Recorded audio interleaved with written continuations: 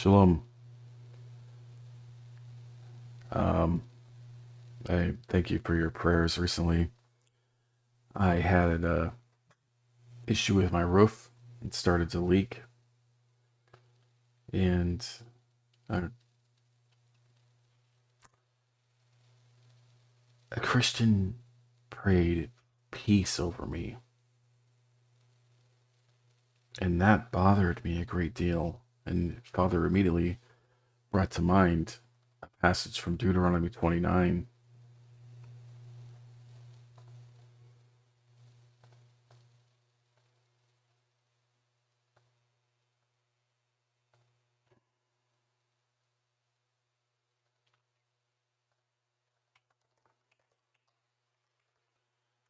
which, if you read the whole context, what do you see?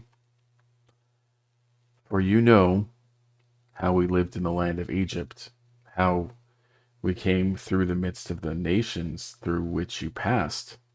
Moreover, you have seen their detestable things and their idols of wood. Again, the who's the idol of wood? Stone. Paul tells you he is the stone, the master builder. Silver and gold, and I find this fascinating too. The silver and gold,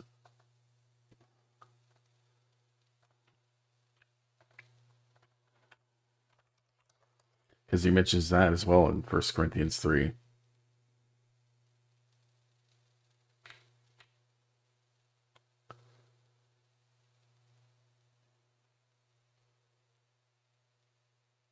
Now, if anyone builds on the foundation with gold, silver, precious stones, wood, hay, straw, each man's work will become evident, for the day will indicate it because it is revealed with fire, and the fire itself will test the quality of each man's work.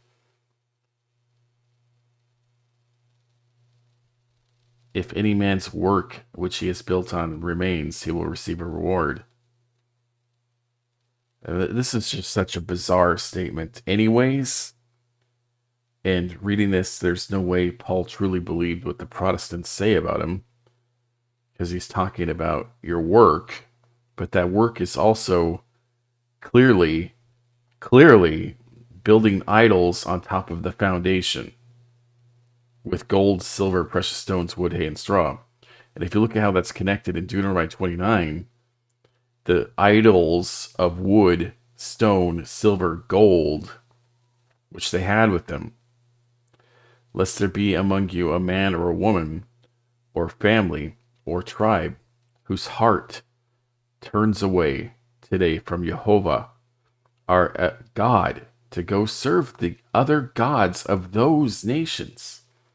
Unless there be among you a root bearing poisonous fruit and wormwood.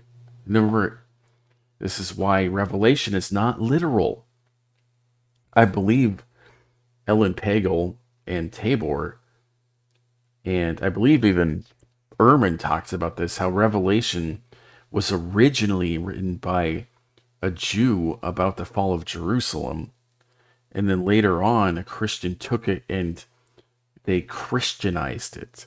They added Jesu in. The wormwood is blood communion. Think about it. It's water that cannot grow life. In the plague, when the water of the Nile is turned into blood, do the people of Egypt drink it?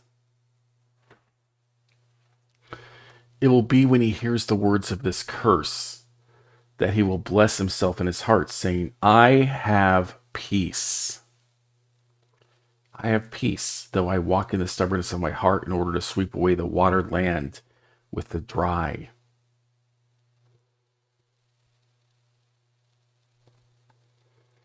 Jehovah shall not be willing to pardon him, because you're not humble. You use the free will God has given you to build an idol to replace him. But rather the anger of Jehovah and its jealousy will burn against that man, and every curse which is written in this book will rest on him. Remember what Paul says. The Torah says that whoever hangs from a tree is cursed, right? Okay. Does Torah say that he who hangs from a tree is cursed? Therefore, he takes the curse from you?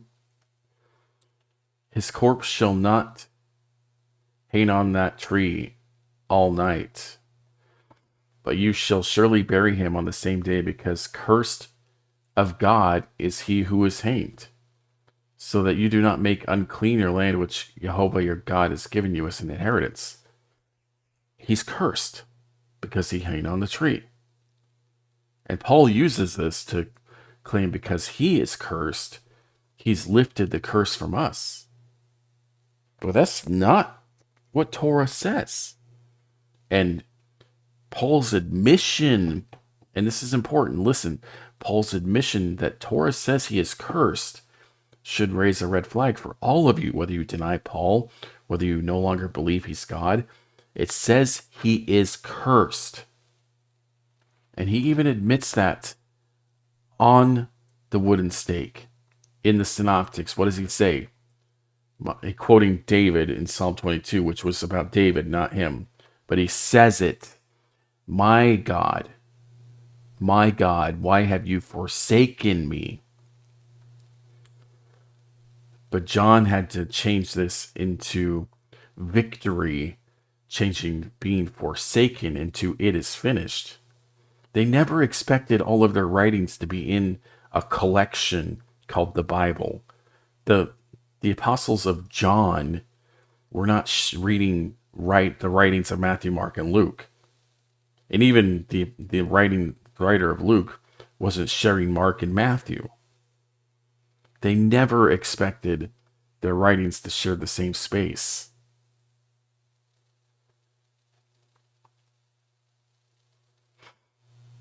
And related to that, I don't think whoever wrote these expected you to read the Tanakh. I mean, listen to this. In Romans 6, now if we died with Christ, which doesn't even make sense. I mean, the Greek word Christos is not a title.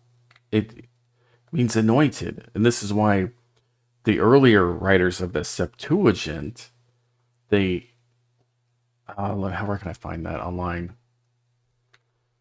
Maybe here.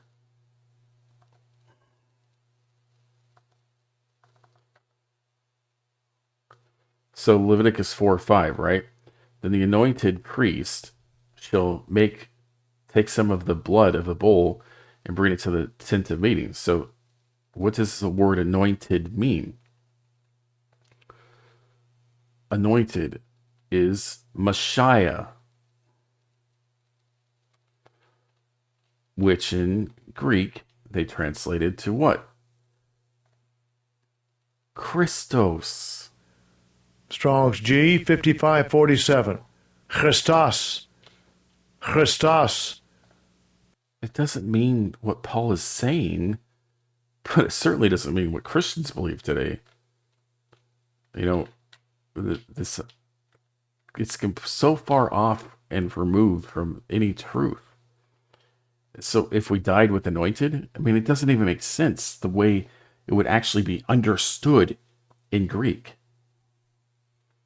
And it doesn't make sense that your Christian translators, instead of doing what the Septuagint writers did and trying to find a word that got across the idea of the Hebrew, they transliterated it. Now, if we died with Christos, the anointed, we believe that we shall also live with him, knowing that Christos, having been raised from the dead, is never to die again. Death is no longer the master over him. Does that make sense? I mean, look at what he says in John 11. Jesus Sue said to her, I am the resurrection and life. He who believes in me will live even if he dies. And everyone who lives and believes in me will never die, ever. Do you believe this? Now, as I said, opening up that statement, I truly don't believe that the writers of these books expected you to have the knowledge you have. I mean, this is in the beginning part of every Bible. Now the serpent was more crafty than any beast of the field which Jehovah God had made. And he said to the woman, indeed has God said, you shall not eat from any tree of the garden. And the woman said to the serpent, from the fruit of the trees of the garden we may eat. But from the fruit of the tree which is in the midst of the garden, God said, you shall not eat from it, and you shall not touch it, lest you die. And this is fascinating as well, because if you remember in Genesis 2, when Jehovah told Adam, do not eat of it, lest you shall die, he never said you can't touch it. So this is a fence. And I believe firmly that Adam, in instructing Eve, added this fence, that touching it would lead to death as well. And the serpent said to the woman, you surely will not die. You hear that?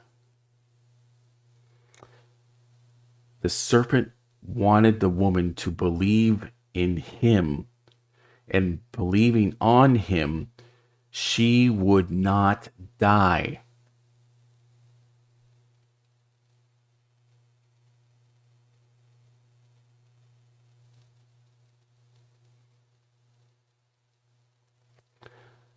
It's very interesting. And I don't understand why, when I was a Christian, I couldn't see these things. I studied so much and I couldn't see it. I was blind. Believing I was walking in truth, I read these words and I could not see it.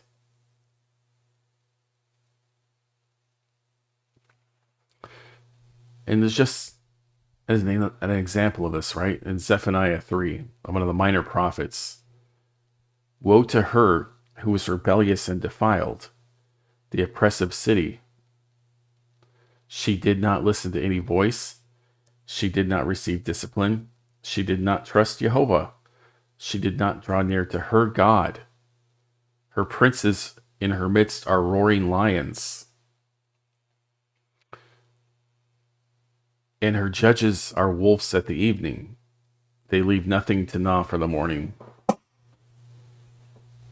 Who were the princes of Jerusalem, the oppressive and wicked city? Judah, the lion. Who were the judges?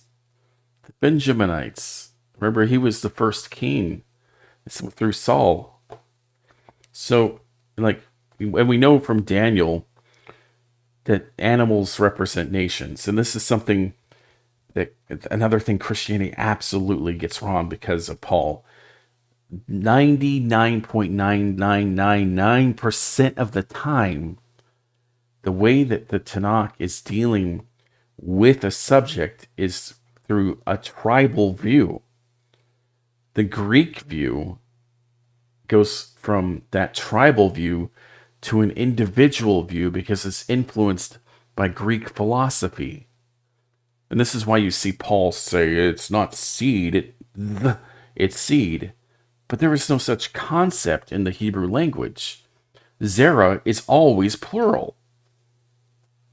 When it's first used in Genesis 3 with the woman, your Zerah will crush the head of the serpent's Zerah.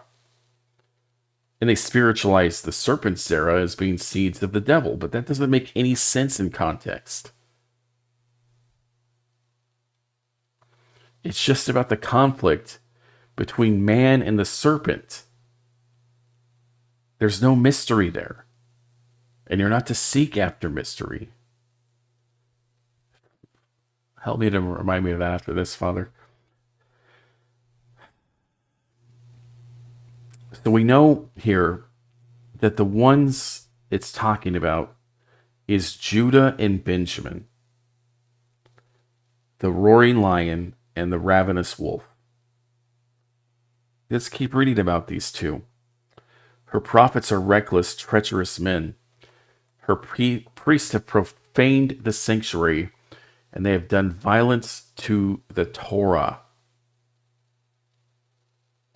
What could be more violent than claiming that Jehovah required the murder of his son to justify you? And you say, this fulfilled the law, so I don't have to. Well, the Messianics don't, but you get what I'm saying. Like 2,000 years of Christian history, this is what they teach. And that's just nonsense, too. Does the Torah command the outsider to make sacrifices and offerings? No. So how does the murder of the son help you at all when you aren't under the covenant of Torah? You haven't been brought into it. That doesn't make any sense either. And Christianity has done violence to the Torah. And Talmudism has as well. Because they also believe things that I firmly believe now are not true. Yahuwah is righteous in her midst. He will do no injustice. Every morning he brings his justice to light. He does not fail. But the unjust knows no shame. And I've talked about that so many times before, how often this pattern repeats, that those who are not truly righteous, they are not humble, they will never feel ashamed. And I remember when I came back to the Christian walk, 2016, I was still walking in impurity, in sin. And even though I had confessed Jesu in my heart, and I wept, had this emotional experience,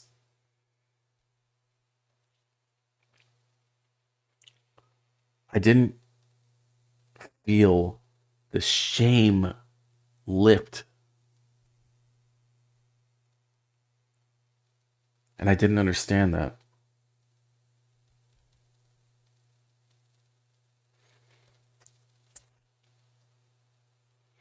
Because every Christian minister, they quote Paul even from Romans 7 and Romans 8, that now you're walking in the spirit and not the flesh, so you have no reason to feel ashamed. But I didn't believe them. And I think Yahovah, I didn't believe them. Because I had walked, and this is one of the things I tell to those of you who have completely walked away from the Torah and Jehovah, believing that it's all influence from outside cultures. You just believe the secularist lies about this now. And as I said, there are issues in Torah. There are. But it is still the path of life. When I was walking outside of Torah, not pursuing Jehovah, I had no shame. None. I didn't feel ashamed about the things I did. The things I would say. The things I did in the past. And I thought the solution to my marital problems then with my ex, I was listening to Dennis Prager, who he's got tons of problems. But, he said, if you want to be religious, act religious. And I thought, since I'm moving in a more conservative, moral direction, maybe I should pursue this, because I had realized through sound reasoning that abortion was not a good act. It destroyed the life of the child. And my ex, like, that just caused massive problems between us. So I thought, well, maybe if we become religious, then I'll have a better marriage. And I found out that I have Jewish roots through my mother's side of the family. Probably my father's as well, from the Germanic side. Buell is in the Bible, Shebuel. And I just couldn't understand, though, why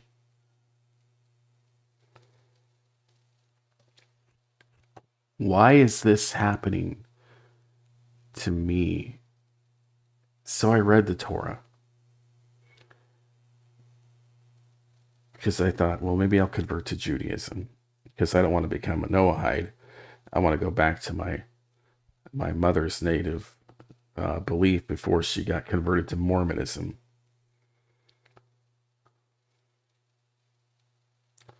So I read the Torah. And as I'm reading this, like, it just hits me over and over again how many commandments I had broken. And this goes back to Psalm 19:7, right? That the Torah is perfect for saving the soul.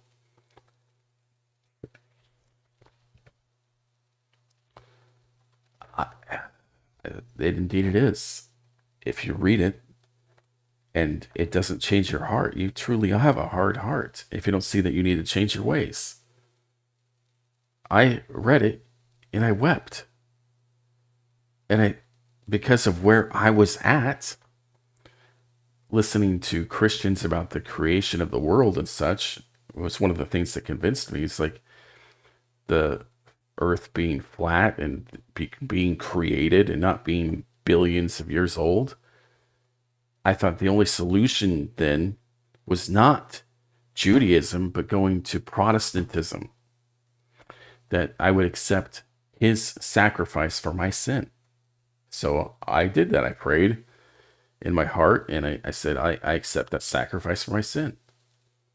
But the shame never went away. And they would tell me over and over again, if you feel shame, it's from the devil. And I would just sit there not saying anything because I didn't have the boldness I have now.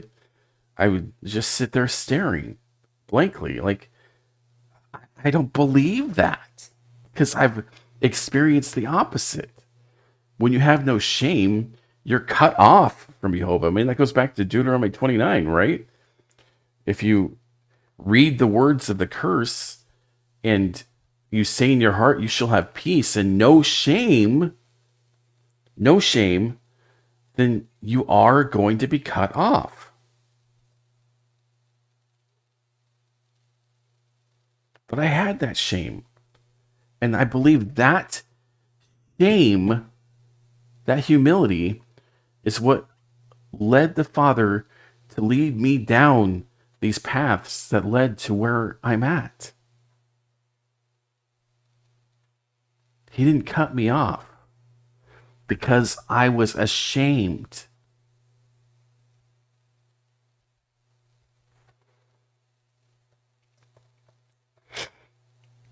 And even today, I constantly check myself by the curses. When the leak happened and I have this guy praying peace over me, I immediately went to the curses. I said, why are you allowing affliction in my life, Father? Have I done something to displease you? Have I said something to displease you?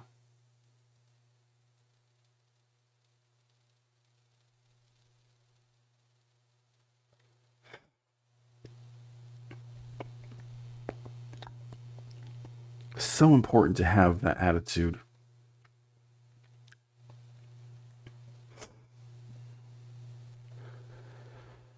Back to Zephaniah. I have cut off the nations. Their corner towers are desolate. I have made their streets a waste. with no one passing by.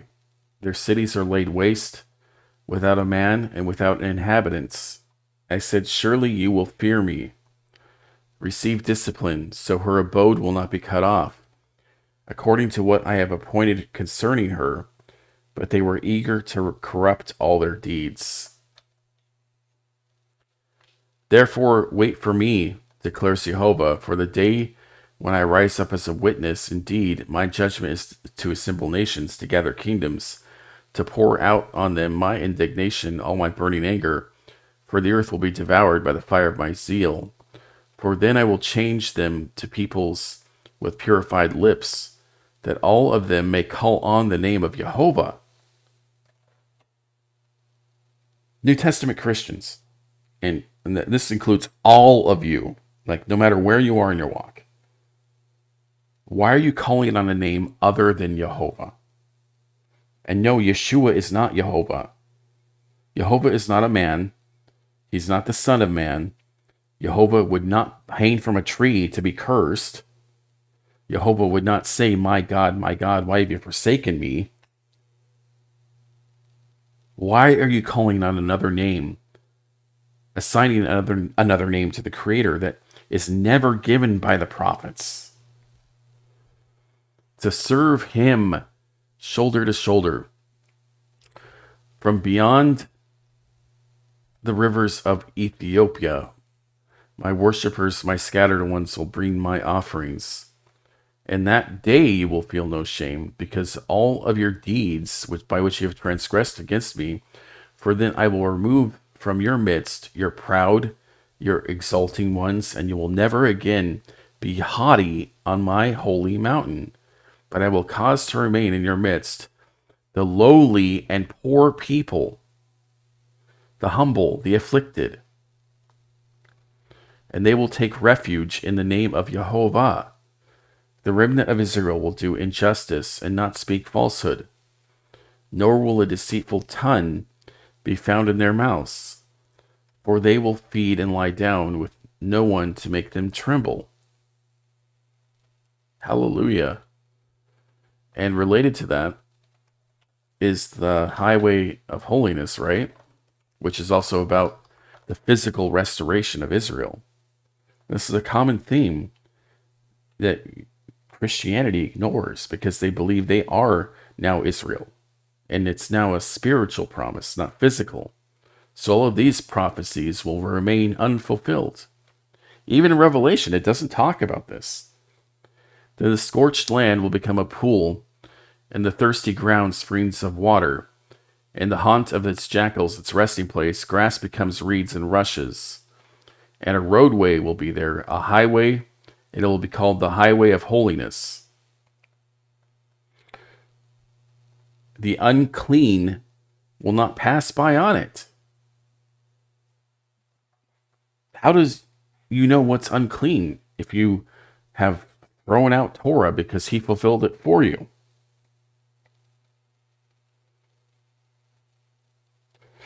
You aren't made clean through human sacrifice. You aren't made clean by putting human blood on your body, which is what, like so many of your songs, a fountain of blood that you jump in and cover yourself in.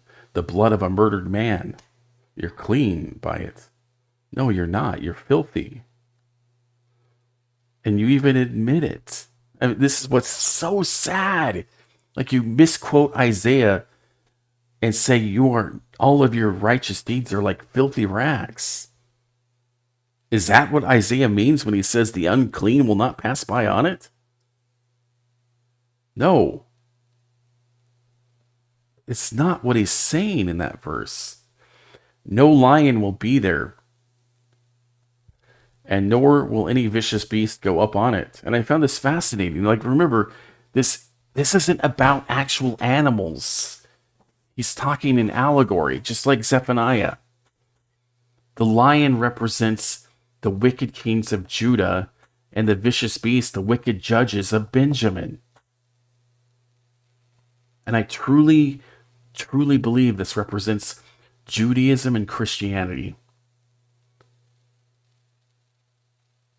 Think about it, like Jesus represents the lion, Benjamin the vicious beast, the ravenous wolf, is Paul. These will not be found there. But it also is Judaism, teaching you that the Torah doesn't apply to the nations. Like Isaiah 2 says the Torah will go out from Zion and everyone in the world will be under Torah. What they say doesn't make any sense.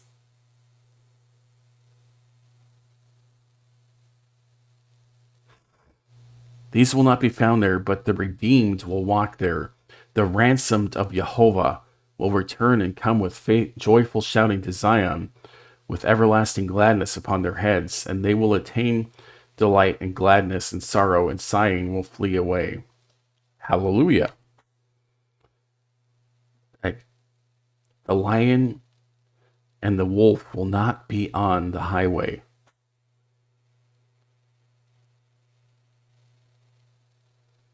They will not be able to harass his redeemed any longer.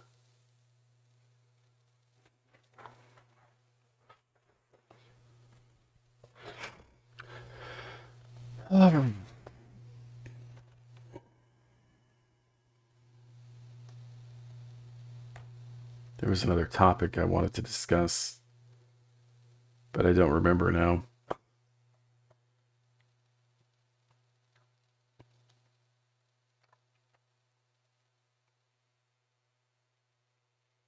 Father, help me here.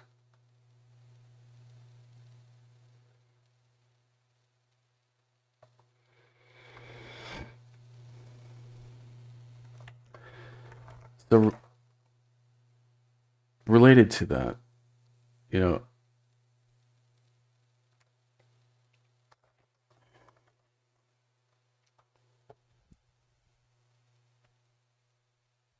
and I need to probably do a proper study where I really dive into this. But this is really important because I strongly believe now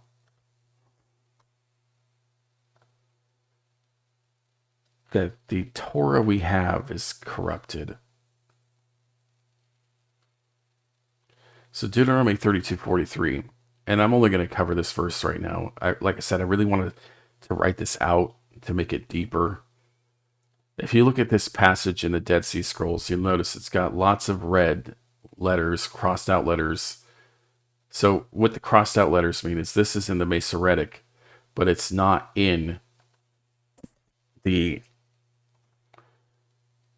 Dead Sea Scrolls. And this is in the Dead Sea Scrolls and not in the Masoretic. And the same is true with this whole line and this whole line. Rejoice, heavens, with his people. Bow down to him, all gods. And you can see why the Jews would cut that out, right?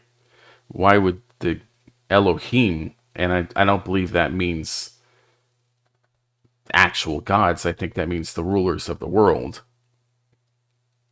For he will avenge the blood of his servants, which was the sons. He will take vengeance on his adversaries and avenge those who hate him, and will make atonement for his land and for his people.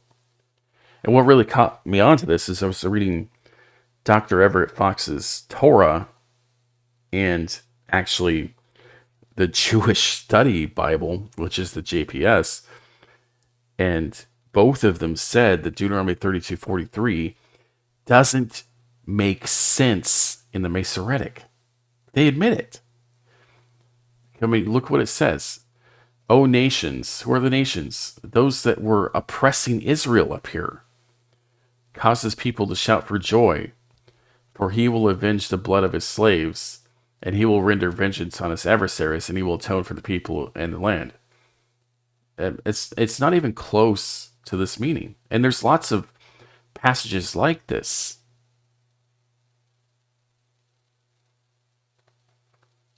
And there are two choices when you find this out. You take the King James only route and say, well, these older they are corruptions. They were dumpster fires. It doesn't matter.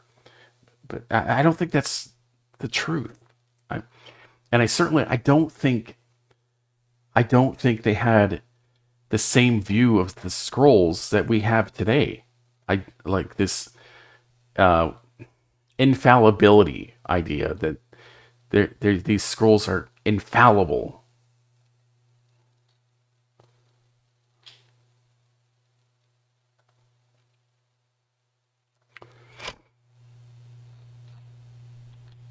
I mean, look at in the Paleo Exodus, Exodus 16 from scroll 4Q22 Paleo Exodus.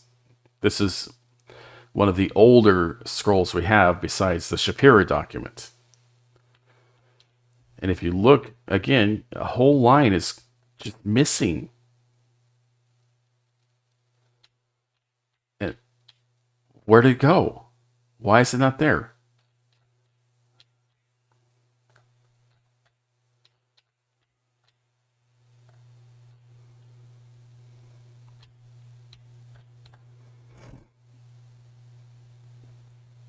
Oh, this is the other one, right?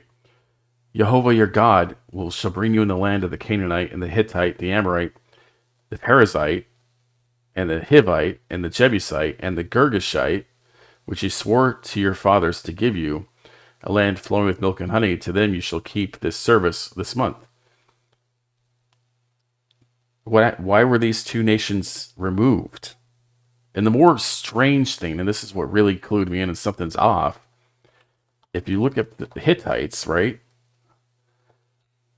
in another passage,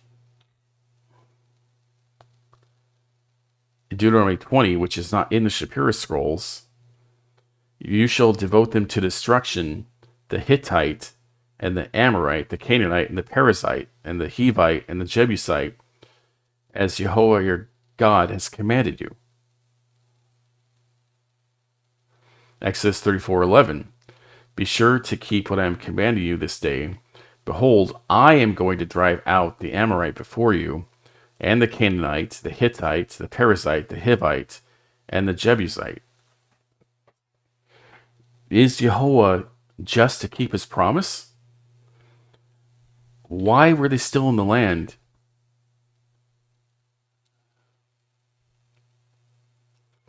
In the book of Samuel. And in fact, they were so much in the land that Uriah the Hittite was a soldier for David's army.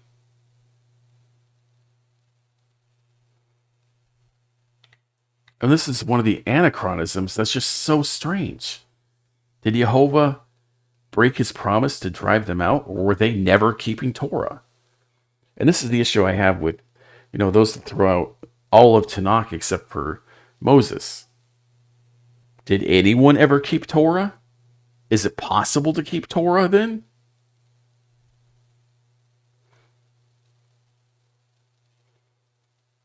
And I've had people say they didn't keep Torah. Okay, if they didn't keep Torah, how in the world are we going to keep Torah?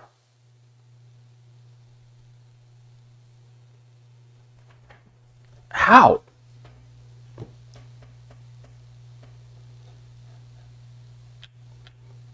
And this is where you have to ask, what is the Torah of Jehovah? And what was added by redactors? Look at what in Exodus 20. Then God spoke all these words, saying, I am Jehovah your God, who brought you out of the land of Egypt, out of the house of slavery. You shall have no other gods before me. You shall not make for yourself an idol or any likeness of what is in heaven above or on earth beneath or in the water underneath the earth. You shall not worship them or serve them, for I, Jehovah your God, am a jealous God, visiting the iniquity of the fathers on the children, on the third and the fourth generations. And this is really interesting if you look at how genetics works. By the fourth generation, there's nothing of yourself left in that great grandchild. Maybe at most 6% of your genetic information is still in that child. And by that time, they can dramatically change what they believe. And even your son or your daughter could. Like, I truly believe he is gracious and forgiving. But if you do not turn from your father's ways, you will suffer the same sins. But showing loving kindness to thousands, to those who love me and keep my commandments. You shall not take the name of Jehovah your God in vain, for Jehovah will not leave him unpunished who takes his name in vain. Remember the Sabbath day to keep it holy, set apart.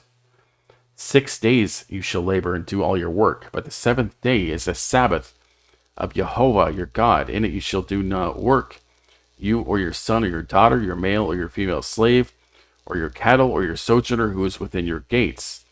For in 6 days Jehovah made the heavens and the earth, the sea and all that is in them, and rested on the seventh day. Therefore Jehovah blessed the Sabbath day and made it holy. Honor your father and your mother, that your days may be prolonged in the land which Jehovah your God has given you.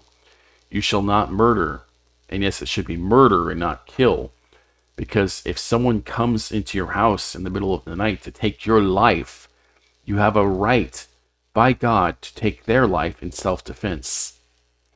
You shall not commit adultery. You shall not steal. You shall not bear false witness against your neighbor. You shall not covet your neighbor's house.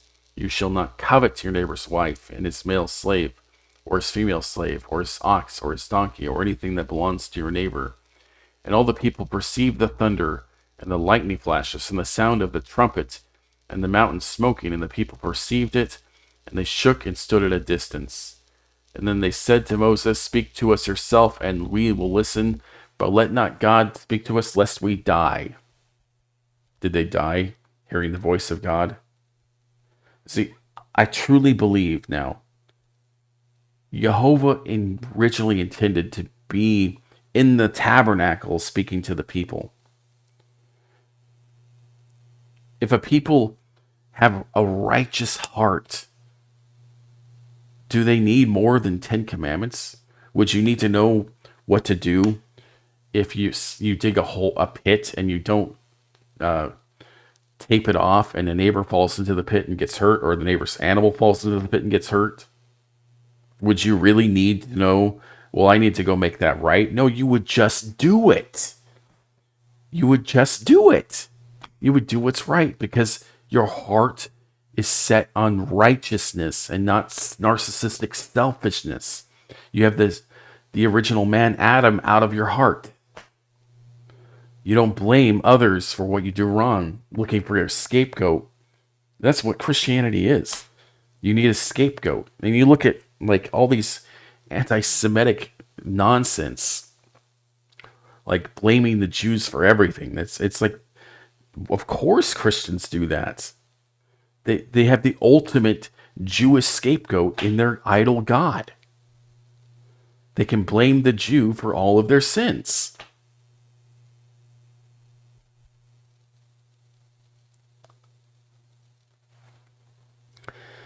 And Jehovah wrote these with his finger, and he spoke them with his voice.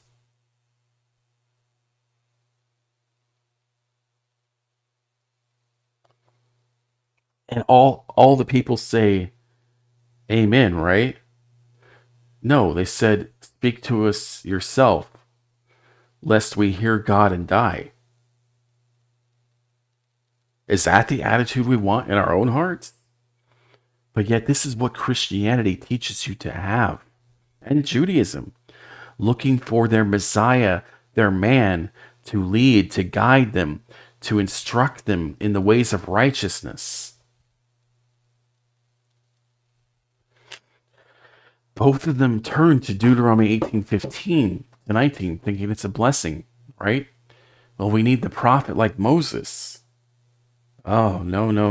Like Deuteronomy 17, that is a statement of cursing.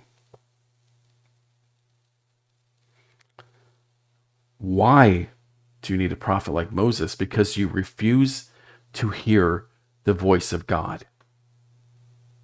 Why do you need a king? Because you refuse the one true king, Jehovah. So he says, when you come to the land, you will say to yourself, let us be like the nations. I mean, did you forget what it says in Deuteronomy 12?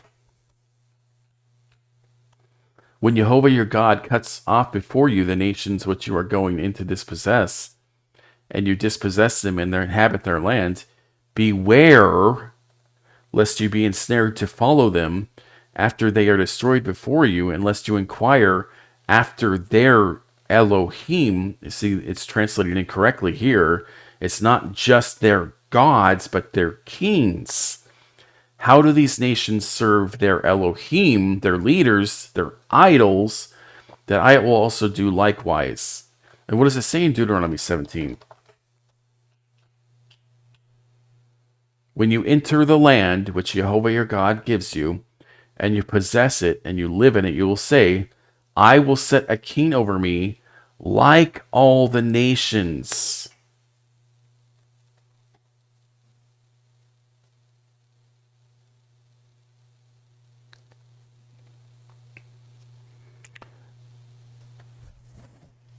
So long, they just kept copying the nations, and this is what Christianity did from the very beginning. Like Christ Mass is the pagan holiday of Saturnalia, All Hallows Eve, which became Halloween, Ishtar Day, which they celebrate sometimes during the week of Passover and sometimes not.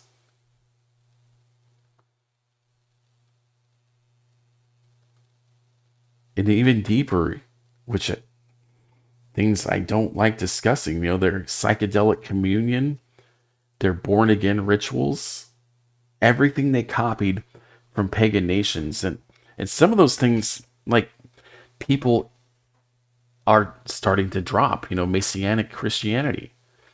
But they refuse to let go of their man king. They refuse. And some of that comes down to fear. Because you fear the Christian hell. Because you fear that if you forsake him, he will forsake you before the Father, like they added to Matthew. Is that what Torah says? I mean, just read it. Torah, Deuteronomy 30. And I wish I had read this before I turned to Jesu. Really wish I had read this in a good translation. So it will be when all these things have come upon you, the blessing and the curse which I have set before you, and cause these things to return to your heart in all the nations where Jehovah your God has banished you, and you return to Jehovah. Return to Jehovah, not to Jesu. And this is one of the, directly in conflict with the New Testament. You don't return to anyone but Jehovah. Listen to his voice with all your heart and soul, according to all that I am commanding you today, you and your sons. Then Jehovah your God will return you from captivity, return his compassion on you, and he will gather you again from all the peoples where Jehovah your God has scattered you. It's so simple. And that leads me back to what, thank you, Father Yah. This pursuit of mystery, right? Deuteronomy 29:29, which is right before that. The secret things belong to Jehovah your God, but the things revealed belong to us and our sons forever, that we may do the words of this Torah. And now we're finding out what those words really were. The secret things that the Jews and Christians tried to add on top of Torah are being removed from the hearts of those pursuing Jehovah as their only God. Hallelujah.